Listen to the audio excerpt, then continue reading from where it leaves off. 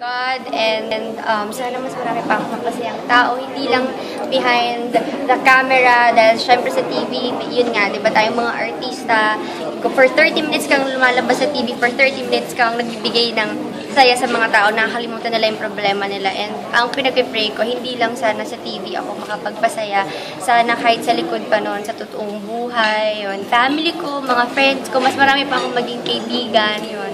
So ano na ang plans for 2014? Ang 2014, ako alam na miniting ako ng Artist Center, sobrang dami na lang, ang ganda ng plans sila sa akin, na na-excite din ako doon for my career and for my personal life. Well, ang gusto ko lang talaga maging deep ang relationship ko kay God and mas maging inspirasyon pa ako sa iba. Parang ano muna, no? Parang love life is taking the backseat. Ako naman kasi hindi naman talaga ako, alam mo yun, well, syempre masaya ako kapag pinaparamdam sa akin ni God yung may boyfriend, yung in love. Ang sarap ng feeling na yun, pero ako talaga, si God talaga yung focus ko ngayon. And kung darating man yun, pinag-pray ko talaga kay God, kasi yung man of God, yung talaga magiging mabuting leader for me, na alam mo yun, hindi ako malalayo sa Kanya. So yun, hihintayin ko yung darating naman yun, and ang focus ko talaga ngayon is yung i-share ko yung happiness na binigay sa akin, yung pina-feel sa akin ni God. Yun. May next project na? Wala pa silang binabanggit, pero ang sinasabi nila sa akin, may inayos daw sila for me.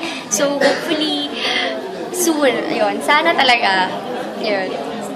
Sab, nabanggit mo yung plans for 2014, isa na yung career mo. Kasama ba dun yung mag-level up ka? Like, syempre, are you ready for yung mga pairing or sexy? Oo, kasi nagnanay role ka na rin naman. Parang saan na yung post or hanggang saan na yung pwede mong gawin? Alam, ako sa totoo lang, nung nag-meeting pa lang kami, noon pa lang alam naman din ng nagma-manage sa akin na kung hanggang saan lang ako, kung ano yung kaya mo.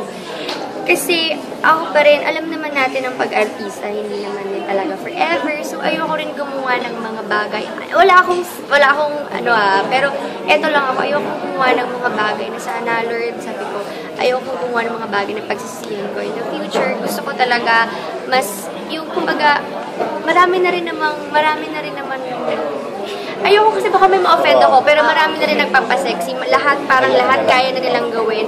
Ako ang pinag-pray ko talaga, and saka yung nasa heart ko talaga, sana kahit pa paano may ma-inspire pa rin ako ng mga kabataan na gustong mag-artista, na hindi naman kailangan ng mga ganung bagay or ganung mga, alam mo yon, na sumunod sa uso para maging inspirasyon, para dumami yung fans, para sumikat. Kasi talaga pag hiningi mo kay God and pag para sa'yo, ibibigay niya sa'yo yun. So, pero hindi ba yun yung reason na? Kasi parang nagiging choosy ka na nga daw. Kasi dahil nga, gusto mo syempre better yung gagawin mo. Hindi ba yun yung na parang nagiging choosy ka na nga? Alam niyo kung nagiging choosy ako, siguro sa edad ko, hindi ko pipiliin maging nanay. Correct. Pero dahil tinanggap ko yun, dahil alam ko marami akong may inspire, marami akong matatouch, and marami makaka-relate, and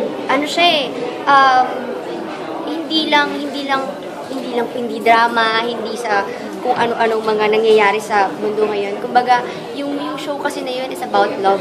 So, alam mo yun, ang sarap ng ganong show, ganong storya. Ang sarap din gumawa ng project na alam mo na gusto mo talaga. Kasi mahirap din naman yung hindi mo gusto, hindi rin magiging maganda yung performance mo, diba? So, mas maganda pa rin talaga na maghintay ka dun sa right project.